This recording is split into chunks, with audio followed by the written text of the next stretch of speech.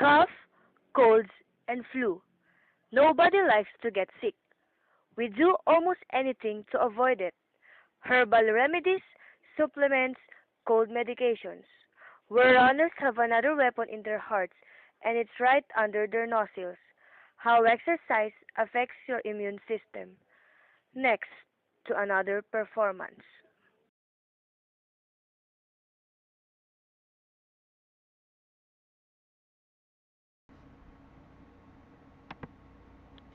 So basically what happens with any kind of an infection, a viral infection like this, is you have a virus.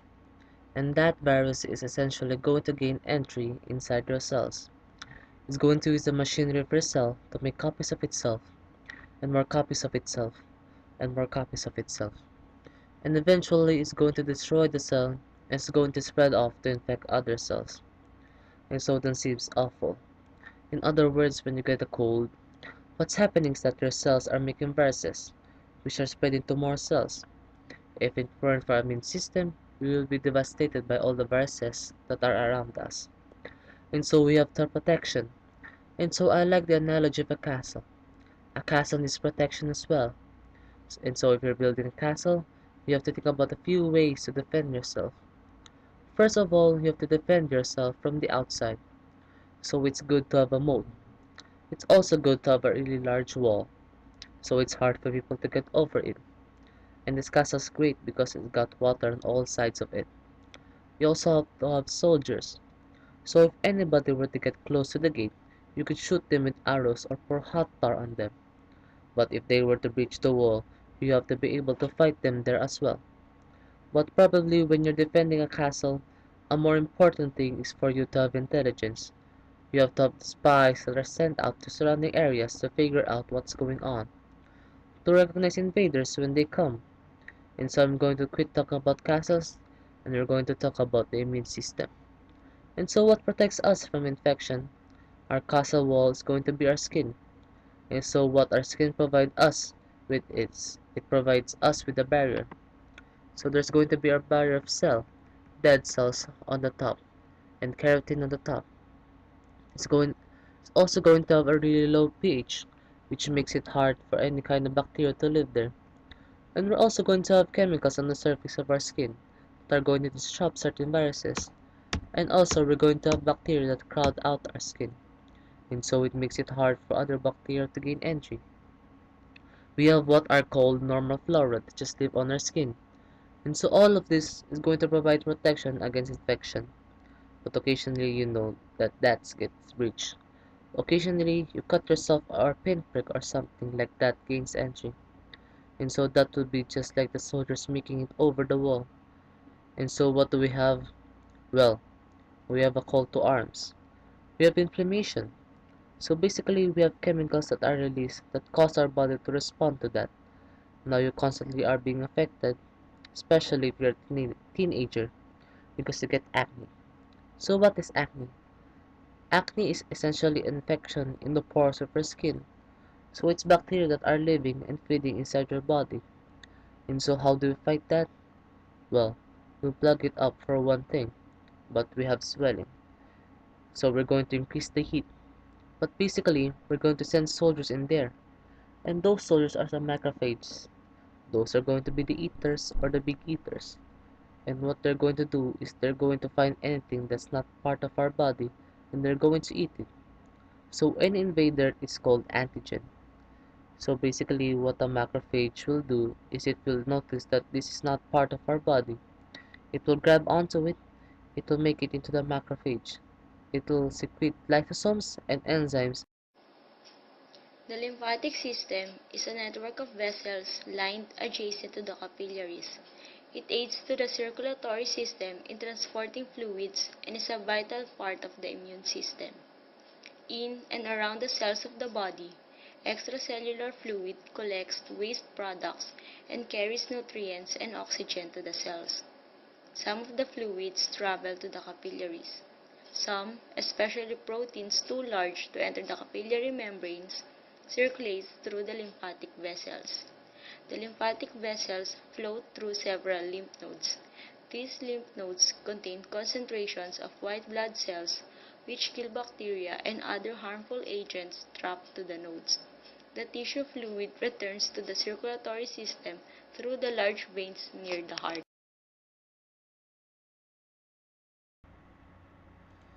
Specific immune response is more like this bias. And so basically it is an antigen again. An antigen is going to have specific proteins on its surface, but to fight that we use what are called antibodies. And so the name antigen means an antibody generator. In other words, it generates the formation of antibodies. So what are antibodies? Antibodies are going to be the proteins per body. And basically they all look the same. They're this Y kind of a shape, so they're a Y shape like this. We also produce an infinite number, an infinite variety of them. But at the top of the Y, you're going to have different shapes. In other words, you're going to have the shape that looks like this. But you're also going to have an equal shape that might look like this.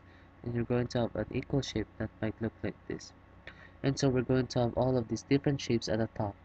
But we're only to produce the shape for the one thing that we're infected by. So basically the antibody will dock to the antigen. And when it does, that basically it marks the antigen so macrophages can find it. And also makes it harder for them to do their job. Imagine if I had another antibody here, another antibody here, and another antibody here. It's hard for them to do their job. And so when you gain immunity, or specific immune response, what that means is that you have the ability to produce these antibodies. And that's why when you have a cold, you're not going to get it the same cold again. And so basically how do we do this? Or how does it work? Well, we need what are called lymphocytes. Lymphocytes are a type of white blood cells. And so basically, there are two types of lymphocytes. There are B lymphocytes and there are the T lymphocytes, which we'll get into in just in a second. So B lymphocytes are made in the bone marrow, and they're responsible for your humoral response. Now, this term I'm going to show you a couple more times in this podcast. Humoral means in the fluid or in the humors of your body. So it means in the blood, in the lymph material, in the lymph vessel, in the interstitial fluid. And so your moral response, what I want you to think about is going to be anytime there are viruses free in the fluids of our body. And what the B lymphocytes do is they produce antibodies. So how does that work? Basically, you have a naive B cell that's going to sense the shape of the antigen. I'll tell you how that works in just a second. But basically what it's going to do is going to produce the antibodies. And so what B lymphocytes do is they produce all of these antibodies that are specific for the antigen. So in other words, if we're infected by this virus, we call this virus A1. Then we're going to produce antibodies for that specific antigen. We're also going to produce memory B cells so that we have that immunity for the rest of our life. So those are the B lymphocytes. And so you might think, if they attack the viruses out inside our body, then what do the T lymphocytes do? Well, the T lymphocytes are responsible for cell-mediated response. What does that mean? They're going to target and kill the cells inside our body that are already infected. So what are the T lymphocytes? Where are they made? They're made in the thymus gland, which kind of sits in the top of our heart. Basically, what they do is they create what are called kill T cells or killer T lymphocytes. And so, killer T cell is an activated cell. Basically, what it will do is to find any of the cells inside our body that are affected with the virus. It'll dock next to them and it will kill our own cells. And so it's going to kill any of the cells inside our body that are affected by the virus, or even cancer cells is going to kill them. So it's many times it produces cell death inside us. And so T lymphocytes are responsible for the cell mediated. Our cells are affected. B lymphocytes are going to be the humors in our body. And so if I were to summarize this a little bit, this would be the humoral response up here. So what type of cells are responsible for that? Those is going to be the B cells. And here's the cell mediated down here. Those are going to be the killer T cells.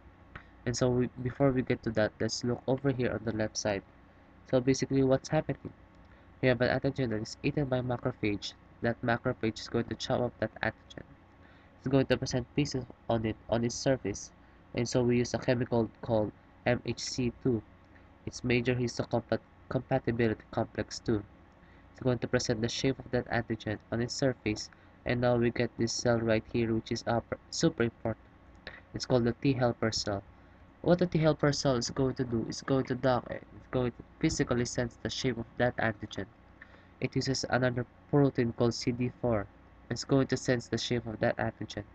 The helper T cell is responsible for initiating both the humoral and the cell-mediated immune response. So let's see what helper T cell is going to do. Helper T cell is going to tell the shape to the B cells, and so it can produce more antibodies. It's going to activate macrophages, so it can kill more of them inside the humors of our bodies. So it's responsible for the humoral response. And the T helper cells is also going to activate the killer T cells, so they can kill the cells that are infected by the virus. So if it isn't for these guys, if it isn't for the helper T cells, we're out of luck. Now sadly, helper T cells are the cells that are infected by HIV or people who have AIDS.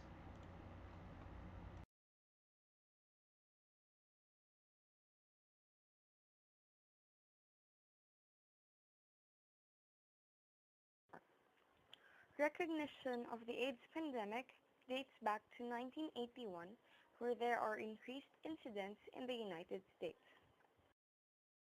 Conditions are commonly seen in male homosexuals and intravenous heroin users in association with lowered immune competence and fatal infections. The term acquired immune deficiency syndrome, AIDS, was coined. The AIDS virus was subsequently named the human immunodeficiency virus, or HIV. HIV is an RNA virus but belongs to the family Retroviridae, genus Lentivirinae. HIV occurs as two types, HIV-1 and HIV-2.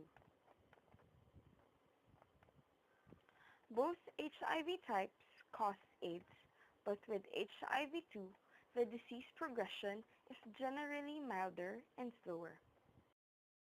HIV-2 also has less mother-to-child transmission. HIV/AIDS is the fourth leading cause of death globally. Thus far, about 33.2 million people have been infected by HIV worldwide, with 2.5 million new infections and 2.1 million deaths reported during 2007. HIV-1 variants are classified into three major phylogenetic groups. Group M, main, Group O, outlier, and Group N, non-M or non-O.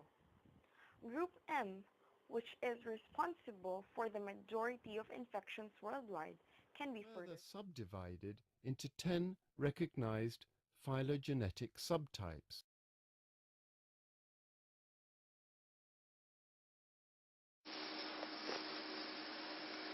Asthma is a chronic long-term condition that can be managed but not cured. Asthma affects the airways of your lungs. It causes the airways to narrow and swell, resulting in wheezing and difficulty breathing. During breathing or respiration, air goes in through our nose or mouth to the upper airways, at which point it reaches the windpipe, which branches into two large bronchi to reach the lungs. The lungs are protected by the rib cage, which also contains the muscles that control your breathing. In asthma, the airways are oversensitive and easily irritated by certain triggers called asthmatic triggers. Most people with asthma are described as atopic, meaning they have an allergic type reaction to external triggers such as house dust mite, pollen, cigarette smoke, animal fur, and chest infections. However, for some people, the onset of asthma is unpredictable and may be caused by anxiety, stress, or even laughter. An asthmatic trigger causes the airway walls to swell and the muscles around the airways to contract. The airways narrow, and breathing through them produces a whistling sound called wheezing. Mucus is produced from the lining of the airways, which clogs up the narrowed airways further and causes coughing. This makes normal breathing more difficult, producing symptoms of asthma that can be mild, moderate, or severe and life-threatening, where hospital treatment is needed. The narrowing of the airways is reversible if the trigger is removed, or if the inflammation is treated medically. Therefore, preventative treatment is used and can be managed by the patient themselves. An acute asthma attack requires medical intervention, but the type of intervention depends on the severity of the attack.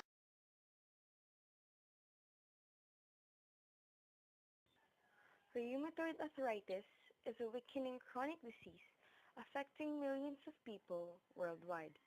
The disease leaves many patients severely deformed and unable to perform simple everyday tasks, thus placing a significant physical and financial burden on family members. Approximately 1% of the world's population suffers from rheumatoid arthritis. The incidence is greatest around 50 years of age, but can affect children as well as all the adults. Rheumatoid arthritis is a complex inflammatory disease that affects the joints, predominantly the small joints initially, and then spreads to other joints and tissues of different parts of the body. It is labeled autoimmune disease as the immune system targets normal body components and is characterized by the production of specific immunoglobulins known as autoantibodies. The major joints in the body are synovial joints, including, for example, most of the joints in the limbs like knees, elbows, and shoulders. The surfaces of the adjoining bones are covered with hyaline cartilage. The articular capsule covers the outside of the joint, while the lining of this is the synovial membrane, which secretes the synovial fluid, which is a viscous sticky fluid lubricating the joint cavity. In health, the synovium is a large single layer of cells. Ligaments and tendons are bonds of connective tissues that link bones and muscles, providing support for the musculoskeletal system and control the movement of the joints. Rheumatoid arthritis, as an autoimmune disease, involves the cell of the adaptive immune response, including T and B lymphocytes, and other cells, including macrophages. How to boost your immune system. Learn how to make your body resistant to germs and disease so you can live a longer, healthier life.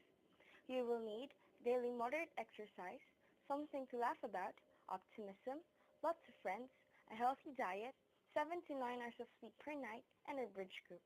Optional. Step 1. Get moving. Just 30 minutes a day of moderate exercise will do. You can even split it into 3 10-minute bursts of activity. Step 2. Find something to laugh about every day. Even force it if you have to. Real or fake, laughter strengthens your immune system by increasing good-for-you hormones and reducing stress. Step 3. Train yourself to look at the bright side. Optimistic people were 2.5 times less likely to develop cancer of any kind than their pessimistic peers. Step 4. Make time for the friends you have and cultivate new ones. A study found that seniors with lots of styles were 22% less likely than their less social counterparts to die during the decade when they participated in the study. Start a bridge group. Research shows that bridge boosts the body's defenses against infections and illness. Step 5. Eat a healthy diet. At least 5 servings of fruits and vegetables a day, focusing on the antioxidant powerhouses, complex carbs, fatty fish, and a few cups of green tea, a daily handful of nuts, no more than 1 glass of alcohol per day, and a limited amount of meats and sweets.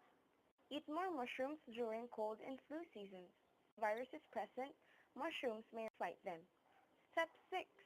Get at least 7 hours of sleep every night, more if you can. Did you know that the first scientists to prove that the body defends itself against disease through the immune system shared the Nobel Prize in 1908?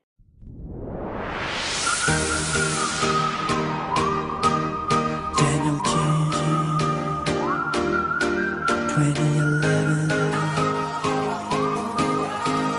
Pop, Dan, from the church. I can't wait, I can't wait.